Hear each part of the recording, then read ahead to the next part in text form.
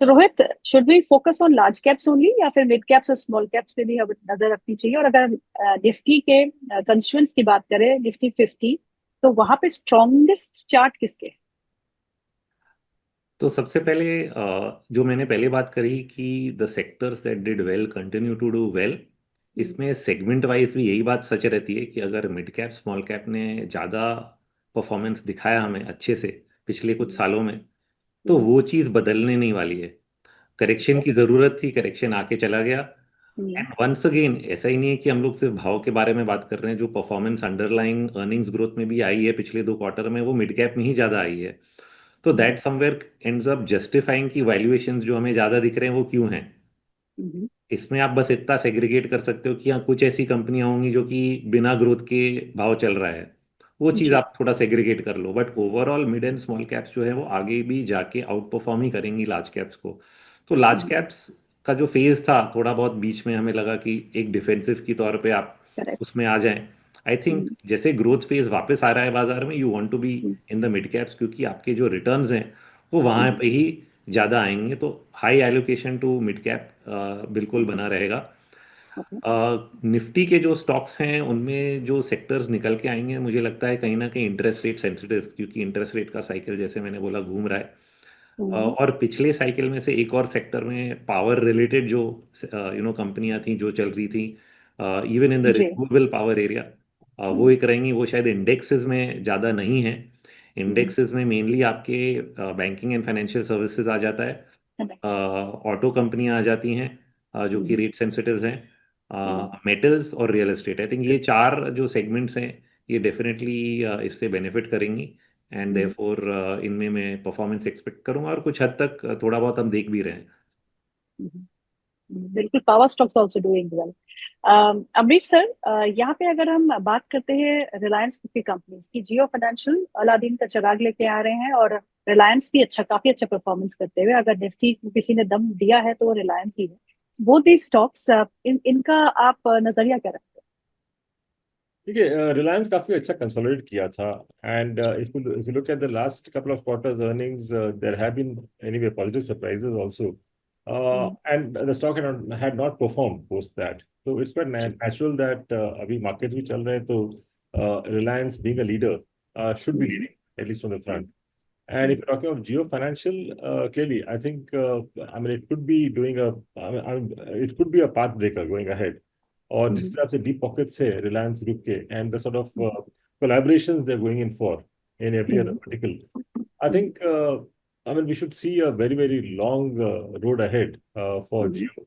And if I mean, I'll not be surprised कि ये शायद, if you're talking of the next 5-7 years, it could be a multi-bagger. Okay.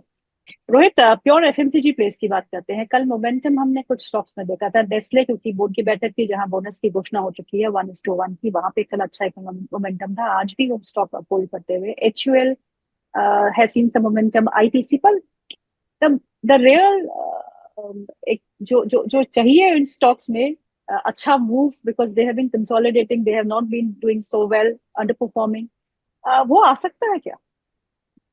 सी छोटे मोटे near term moves आएंगे, हम्म। थोड़े lag से ही आते हैं, क्योंकि डिफेंसिव सेक्टर में बाइंग तब आती है जब आपका जो परफॉर्मेंस है बाकी के मार्केट में घटने लगता है। तो थोड़ा हम्म। एक रोटेशन होता है और डिफेंसिव बाइंग आती है। बट अगर हम्म। मैं 1 या 2 साल का जब व्यू लेता हूँ, and if I am shifting to a growth cycle, तो हम्म। ऑटोमेटिकली आप डिफेंसिव ओनरशिप कम करोगे। Hmm. And overall defensive sector will underperform other sectors. तो हम्म। कितना डिफेंसिव ओनरशिप आपका होना चाहिए depending on hmm. Your type of portfolio. अगर आप एग्रेसिव हो, हम्म। आप म्यूचुअल फंड नहीं हो खुद, तो आप डिफेंसिव सेक्टर्स ओन भी नहीं करना चाहोगे as an investor, with a 2 year 3 year perspective. तो करेक्ट। इसलिए आई थिंक एफएमसीजी में इसलिए वो मूव्स नहीं आएंगे। सिर्फ जो हम्म। लोग रोटेशनल प्ले करते हैं वही बाइंग आती है, वो भी typically end of the move, जब rally comes hmm. Closer to the end, पैसा वहाँ शिफ्ट होता है, तो कहीं ना कहीं हम्म। डिफेंसिव स्टॉक्स मूव होते हैं। So that is what I think about FMCG. Hmm. Hmm. Amit sir, quarter earnings अब आना शुरू हो जाएगी जुलाई के महीने में, और अगर हम कंज्यूमर ड्यूरेबल स्पेस की बात करें तो उम्मीदें ज्यादा नहीं है, क्योंकि पहले तो ये था कि समर्स हार्श होंगे तो एसी की बिक्री होगी, ऐसा कुछ देखने को नहीं मिला। पर अब वोल्टास पे एवरीबडी इज बिकमिंग पॉजिटिव। बहुत सारी रिपोर्ट्स भी आई है कि हो सकता है कि festive season end towards end will have a warmer summer, so Right. Demand में pickup. So consumer durable as a space पे आप क्या करेंगे, और क्वार्टर अर्निंग से आपको क्या उम्मीद? क्वार्टर अर्निंग्स में शायद कुछ ज्यादा पॉजिटिव सरप्राइजेस नहीं रहेंगे। I mean if you go by the statement which has come from Voltas management, April मई का हम्म, उन्होंने बोला है कि it was lower than expected. June they जी। They started to see some pickup. पर हम्म, ओवरऑल कंजम्पशन, जैसे कि मैंने पहले कहा है कि we I mean I am clearly seeing the consumption increasing, and hmm, specially with the festive season coming in the next hmm, 3-4 months. Hmm, I think that should be positive for the consumer space, especially FMCG as well as white goods. Hmm, So I think when these stocks have been underperforming, I think that's a very good time to pick up. यदि आपके पास okay. Patience है next 6-12 महीने का, I think it's a great time to buy into these stocks. Rohit, two indices, एक IT और एक metal. Metal में हलचल तो रहती है, लेकिन वहीं पे है, कंसोलिडेशन ही देखने को मिल रही है as far as the index is concern. IT में कभी तो उम्मीद जगती है, और उसके बाद जब ट्रम्प के बयान आते हैं तो उम्मीद थोड़ी ठंडी पड़ जाती है। ये दोनों स्पेसेस आपको कैसे लगती है? If Nifty is going to go higher, तो पार्टिसिपेशन यहाँ से आएगा या नहीं? ठीक, कहीं ना कहीं दोनों में आएगा, but I will always prefer metals over IT with a slightly more medium term view. या आईटी सेक्टर में भी एक सेग्रीगेशन है कि लार्ज कैप आईटी है, मिड कैप आईटी है, और लार्ज कैप जो टेक स्टॉक्स हैं उनके ग्रोथ रेट्स इतने कम हैं कि सिर्फ डिफेंसिव तौर पे उनको लोग खरीदते हैं, जब कुछ नहीं चलता है चलो आईटी सेक्टर ले लेते हैं।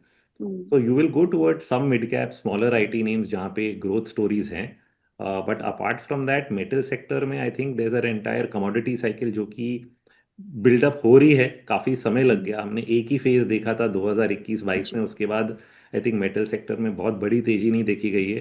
बट मैं जी, मानता हूँ कि कहीं ना कहीं जो हम लोग कहते हैं थर्ड वेव कमोडिटी हम्म, साइकिल का शुरू होगा, हम्म, उसमें मेटल सेक्टर के का जो परफॉर्मेंस है वो बहुत ही स्ट्रांग होगा, लोगों की उम्मीद से ज़्यादा। तो उस चीज़ ओके, के लिए थोड़ी पेशेंस चाहिए। But I think the metal sector eventually will come on its own, वो अपना अपना रूप दिखाएंगे। बस थोड़ा इंतज़ार की ज़रूरत है। और इसका इसका की फैक्टर यही रहता है कि इंटरेस्ट के रेट के दर घटते हैं और आपका जो डॉलर है वो घटता है। तो उस एनवायरनमेंट में टिपिकली कमोडिटी प्राइसेस जो हैं वो ऊपर आते हैं, अपार्ट फ्रॉम की डिमांड एनवायरनमेंट है, कमोडिटी प्राइसेस उसको काफ़ी सपोर्ट देते हैं। तो ये चीज़ थोड़ी बहुत हमने सिर्फ कॉपर प्राइसेस में देखी है, एल्यूमिनियम, निकेल, दूसरे जो कमोडिटीज़ है वो नीचे की तरफ ही दबे हुए हैं, बट काफ़ी नीचे हैं। At some point of time मुझे लग रहा है कि पूरा जो कमोडिटी साइकिल है वो पिकअप होगा, and that is when metals will do very very well. Amit sir, IPO market के बारे में आपका क्या नजरिया बन रहा है? 6 आईपीओ आज इस हफ्ते जो है वो खुले हैं अभी सब्सक्रिप्शन के लिए, and there is rush for all these IPO. मैं तो ये नहीं बोलूंगा कि बहुत रश है, क्योंकि the sort of valuations which most of them are coming out with ज्यादा कुछ छोड़े नहीं है for the new investors. But then I would say possibly HDB could be the one where at least there could be some upside on listing. Most of the IPO investors उन लोग immediate upside देख रहे हैं। I mean hardly anyone looks at long term. यदि नीचे खुलता है then they think of holding on for longer term. So I think I mean going ahead, unless we see IPOs, I mean where there's enough left on the table for the investors, we may not see, I mean, huge amount of oversubscription. But as of now, I think it is a sort of a mild sort of a reaction which we are seeing from the IPO investors. Are you subscribing for any one of them? HDB possibly, but I think I'll decide tomorrow whether to go in for it or not, because like I said, valuation wise, more or less fully priced है. I think I mean sentimentally, because I mean earlier transactions are happening nearly 40-50% higher. So it's possible that we could see it opening about 10-15% higher than the IPO price. Okay.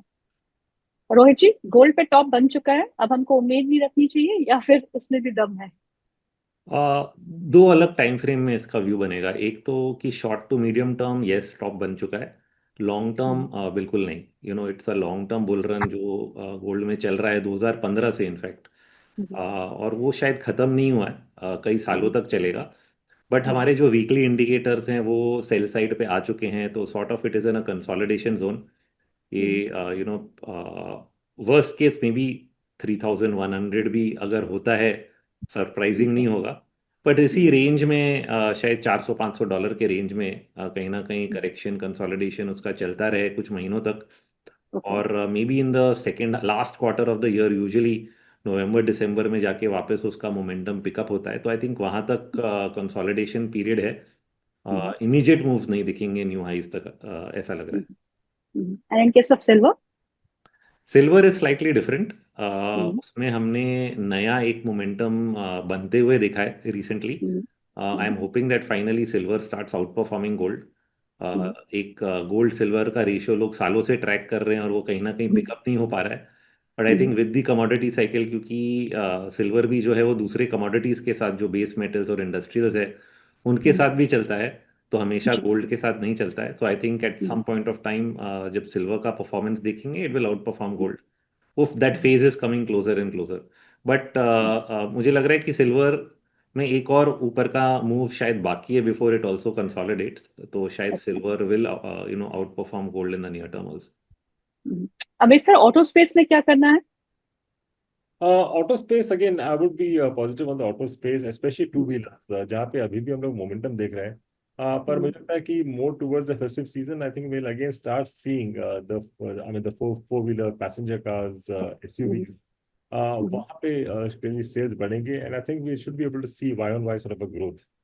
So at this point of time, I would suggest a stock like Mahindra and Mahindra and Tata Motors.